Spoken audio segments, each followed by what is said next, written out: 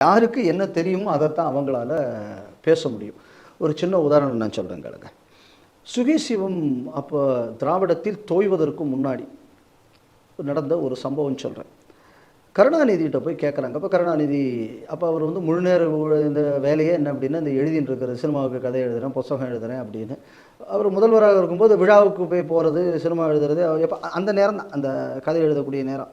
அப்போ ஐயா சிலப்பதிகாரத்தில் நீங்கள் தான் உலகத்திலேயே அதிகம் தெரிந்தவர் அப்படின்னு சொல்லி சில பத்திரிகையாளர்லாம் செட்டப் பண்ணி போய் கேட்குறது தானே. அவருக்கு எந்த அளவு சிலப்பதிகாரம் தெரியுங்கக்கூடியது சிலப்பதிகாரம் தெரிந்தவர்களுக்கு தெரியும். அப்போ நேராக அவர்கிட்ட போய் ஐயா சிலப்பதிகாரத்தை பற்றி நீங்கள் ஒரு வரியில் சொல்ல முடியுமா அப்படின்னு கேட்டவுடனே அதுக்கு கருணாநிதி சொன்ன வார்த்தை என்னென்னா, கண்ணகியின் இடையிலேயும் மாதவியின் இடையிலேயும் கோவலன் கண்ட வித்தியாசமே சிலப்பதிகாரம். இது கருணாநிதிக்குள்ள பார்வை. அப்போ வந்து இந்த திராவிடத்துக்கு தோய்வதற்கு ரொம்ப தோஞ்சு போகிறதுக்கு முன்னாடி சுகிசிவத்திட்ட கேட்கும்போது சுகிசிவம் சொன்ன வார்த்தை என்ன அப்படின்னா, பத்தினி பெண் தெய்வமானாள், அதே மாதிரி இவங்க வந்து பத்தினியானாள், மாதவியும் இவங்களையும் இந்த அவங்களுக்குள்ள வாழ்க்கையில் நடந்த மாற்றத்தை வந்து ஒரு வரியில் இதுக்கு வந்து சுகிசிவம் விவரித்தார். இளங்கோடிகள் அதை சொல்லும்போது என்ன சொன்னார்னா, அது வந்து 3 காரணத்திற்காக நான் இந்த காவியத்தை படைக்கிறேன் அப்படின்னா என்ன அர்த்தம், இந்த காவியம் வந்து சொல்லக்கூடிய விஷயம் 3 தான். என்ன விஷயம்? அரசியல் பிழைப்போருக்கு அறங்கூற்றாகும், அதுக்கப்புறம் உயர்ந்தோர் பத்திரிகையை உயர்ந்தோர் ஏற்றுவர், 3வது ஊழ்வினை உறுத்தும் அப்படிங்கக்கூடிய 3 விஷயத்தை வந்து அவர் சொல்கிறாரு இளங்கோடிகள்.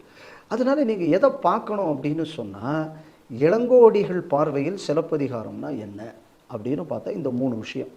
ஒன்று வந்து அரசியல் பிழைப்போருக்கு அறங்கூற்றாகும், அதுக்கப்புறம் பத்தினி பெண்களை உயர்ந்தோர் ஏற்றுவர், உரைசால் பத்தினியை உயர்ந்தோர் ஏற்றுவர் 2வது, 3வது வந்து ஊழ்வினை உறுத்தும்.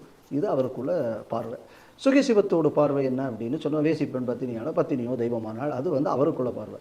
கருணாநிதிக்குள்ள பார்வை என்னென்னா, இந்த இடையிலையும் அந்த இடையிலையும் கோவலன் கண்ட வித்தியாசமேன்னு. அதனால் இந்த பார்வை என்பது வந்து யார் எந்த பண்பில் வளர்கிறார்களோ அதை பொறுத்து அந்த பார்வை இருக்கும்.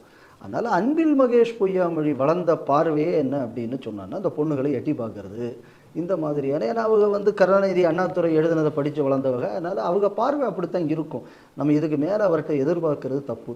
அது நீங்கள் படிப்பானாலும் அது ஆன்மீகமானாலும் எதானாலும் திமுககாரன் பார்வை அங்கே தான் இருக்கும். ஏன் திராவிட நாடு எங்கே இருக்கிறது, பாவாடையை கட்டி நாடாவை தூக்கிப்பார், அங்கே இருக்கும் திராவிட நாடு, இப்படியெல்லாம் பேசுனவங்க தானே. இவங்க எல்லாத்திலையுமே இப்படியே பார்த்து பழகியவர்கள்.